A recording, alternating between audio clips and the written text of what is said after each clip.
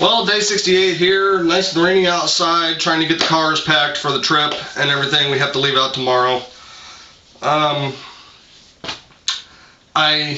asked people to put in questions, and I got one question back, which, if you go back to my day 10 video, or, look at my past videos, you'll get some of the answers to the questions that already pop up. But I am going to reiterate this for the newer people who are watching these videos. The question was asked by two different people. They wanted to know about this. Angels and Fays, which is all one word, all one username. Angels and Fays and Ain't Misbehavin' on YouTube. Now, they both asked pretty much the same question. They wanted to know how I became involved in face and body art, and they also wanted to know if there was any other art that I do besides face and body painting. Well, let me tell you straight off the bat. I'll give you the lowdown, the full story of how I got into face painting. Face painting really started for me when I was a little kid. I mean, I loved face painting, but I was a little nervous. I was a little shy and stuff like that. I didn't want people seeing me with my face painted and laughing at me and stuff. So, like most little kids you'll find, they'll be like, yeah, I want to get my face painted, and then they'll go up in line, and as soon as they get up in line, they'll start crying and they'll run away. I was the same way. There was a place called Circus World in Florida, and it's closed down now. It's no longer there. But my parents used to go on a yearly basis. We go once a year. And for the first 2 years that we went, I wanted to go through and get my face painted. And they had this whole, factory line face painting for making you look like a clown. Well, you go through, you pay for the ticket, you walk through the ribboned, walk area, and then you get up to the front, and there would be a person, they put white on you, and then they put powder on you, and then you get in there and they'd start to put the details on you, and you'd be a clown at the end. And that was great, except for the first 2 times that I went, I ran right out. Well, the third time that I went, my dad said, no more, I paid for it, you're getting it done. Wasn't able to get a refund the last 2 times, so picked me up by the shoulders and stuck me back in line. I was scared to death, but as soon as I got it done, I was the happiest kid in the world. I loved having my face painted. So we get home, and I have a whole mirror wall in the house in Tampa, and the entertainment center is right up against the mirror wall. So you'll see me underneath the entertainment center. It's a little chilly, so I had my heater going. You'll see me underneath the entertainment center just laying there staring at my face for hours on end and stuff. And from there, it just kind of exploded. I was still a little shy, didn't want to, go out in public with my face painting because I didn't know what was going to happen. Well, kind of got over that fear, and, for a few years I tried, like for Halloween, I did, the full face glow-in-the-dark white for a vampires, and I would stand in front of a light for hours just so that when I went outside, it would glow really bright in front of people. And my mom didn't like it much because when they would disappear, I'd go playing in her makeup and stuff, and she's kind of glad I don't do that anymore and I have a profession of my own. Well, my face painting career didn't really start off right then. It actually, worked its way up.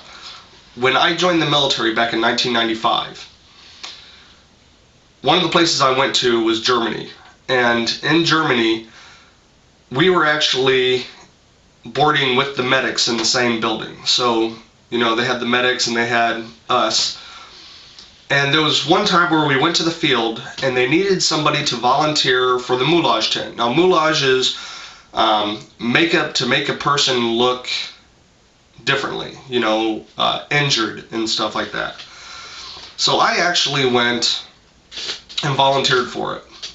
Like they tell you in the military, don't volunteer for anything unless you're willing to put forth 100% or suffer the consequences. Well, my consequence was I got to have fun making people look like they had broken arms with the bones sticking out, intestines coming out of the body, gashes in the neck, an eyeball hanging out, different things like that. That was fun. But then when I look outside and I see my other platoon members who are taking showers at noon, or playing video games in the tent and stuff like that. I mean, it really kind of, I'm having to do all this work. I am the lowest private in charge of all these higher ranking people and stuff, which made me feel kind of good, but then not being able to do the fun stuff really, kind of got to me. But other than that, I really had fun making people look like they were dead. So after I got out of the military, I moved back in with my parents when they moved up to Helen, Georgia.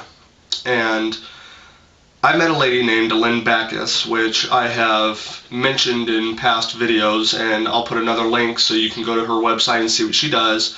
And I'll tell you this right off the bat.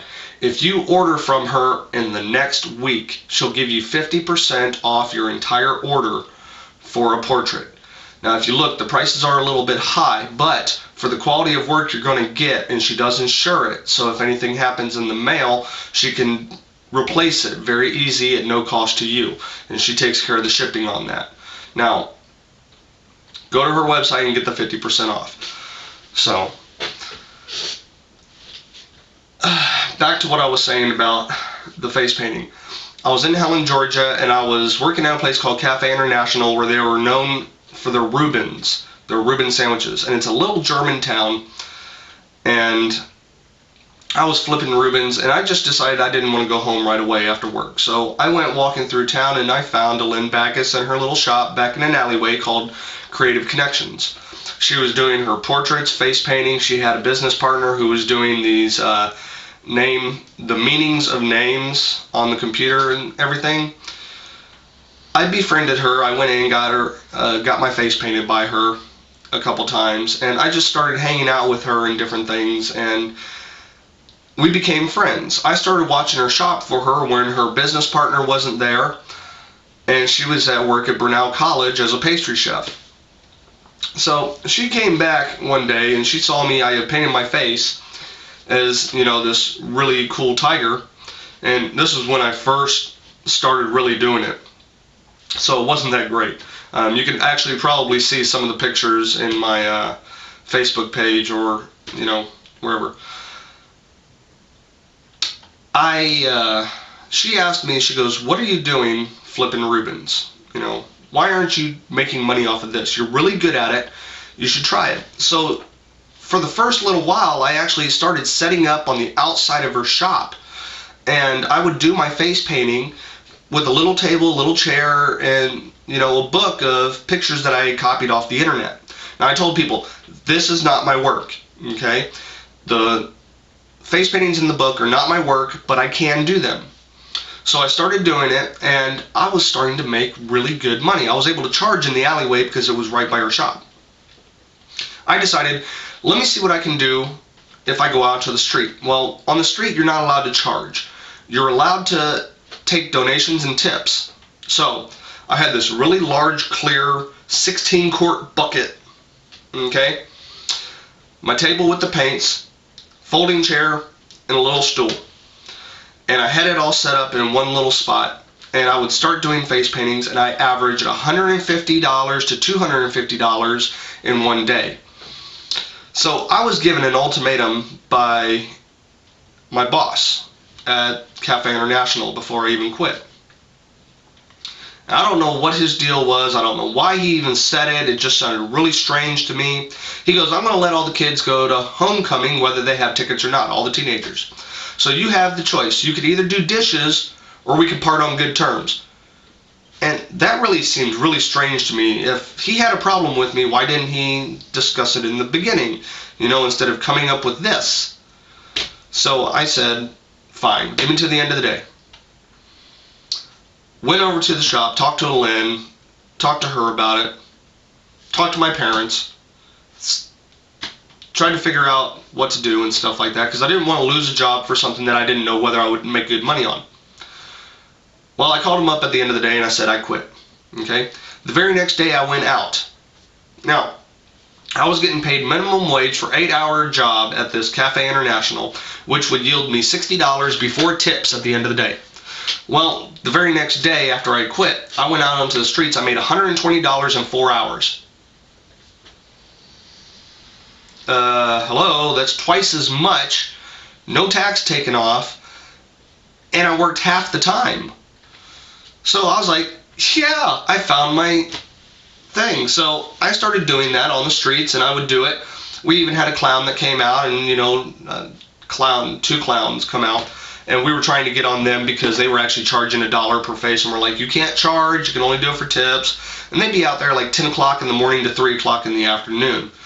And they had a little hat up there, and it was filled up with some 1s and 5s. Well, I know there's not going to be that many people right in the morning. They mostly come out at night. So as they're packing up, I'm coming out 3 o'clock in the afternoon to 10 o'clock at night instead. Because of that, I was making 5s, 10s, 20s in my bucket, not just 1s. A lot of 1s, but I was getting a lot more bigger bills. And it really worked out for me. Well, Helen itself didn't work out too good. So while in Helen, I was trying to figure out a name for the company and everything like that, and I always painted my face like a tiger, and it was really cool, but the face painting just didn't match. The name just didn't match the face painting. They wanted to call me Mr. Tiger. Very cheesy name. Well, I was always drinking Mountain Dew. I'm a man, and I always painted my face like a cat. So Katmandew came up, and I know I've reiterated that so many times, but that's how it came. I'm a cat, I'm a man, and I love Mountain Dew. So that's how the name came, and I became Katmandew. Now, because of this, my partner, Lyn, she asked a friend of ours, whose name is Night Mist, and she does balloons out there for the kids, and she does really well. She's a great person. If you ever make it to Helen, Georgia, and you see her, tell her Katmandew sent you. Say hi for me and stuff like that. She's a really great person. We borrowed her jacket so that we could do a Katmandew kind of outfit. So Lyn Bagas took tiger stripe faux fur from Walmart at the time, which they discontinued, so I have to go to distinctfabrics.com to get all this. She made pants for me with a tail that hangs out, and you've seen that in pictures and everything. And that was my whole costume. The vest, the tuxedo top, the pants with the tail. And we even tried going to Pigeon Forge when we moved from Helen. And we thought that would be a great area because it's a big tourist area. Didn't work out that way. We spent 5 years there. I had to have some odd jobs and stuff. I worked at Ruby Tuesdays, Old Navy, this place, that place. And it just didn't go well for us. Well, I'm in Abingdon now, and one of the biggest things was having the Virginia Highlands Festival here, which I am now the second vice president and youth coordinator for the Virginia Highlands Festival. And we've been doing it for 4 years now, and it went over really good. The gentleman that was in charge of the whole thing and actually brought us into the Virginia Highlands Festival died of cancer late last year. And it's a shame he's gone, but I'm trying to do this all in, his memory, and trying to remember the things he did and make it just as good, if not better. And this year you can actually go to my website and you can click on the Virginia Highlands Festival 2011 menu button, and it'll tell you everything that we have going on. So how I got started in face painting and why I got into face painting was because I loved the artistic quality of it. Excuse me. I've gotten my face painted by several other people. It just wasn't the same. I liked the quality of the work.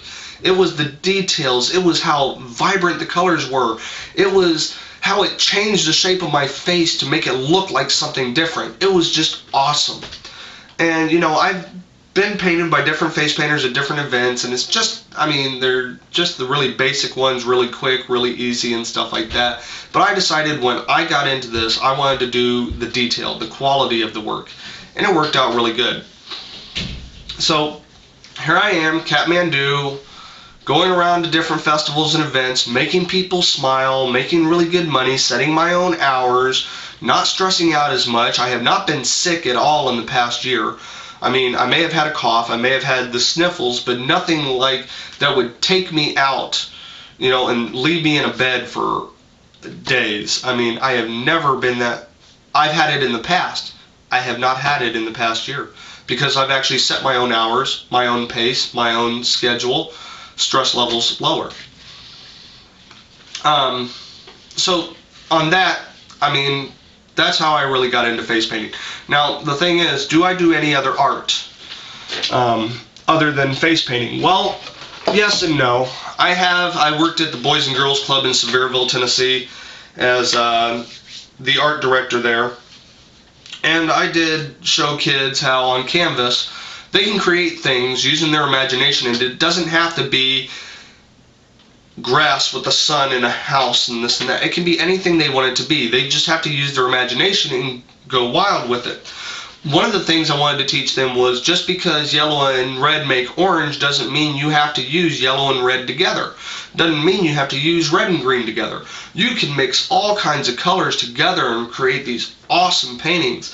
And if I can, I'll try to put them in the blog below. I'll see if I can find the files that I had, and I'll see if I can put them in below.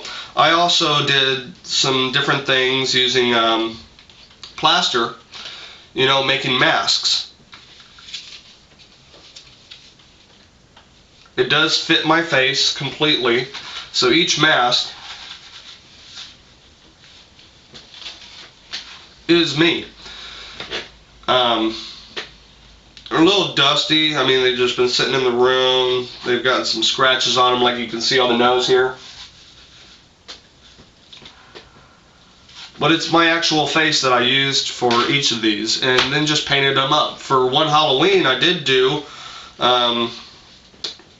I did a very basic mold of my face, and then filled the whole inside with liquid latex that I got at a store.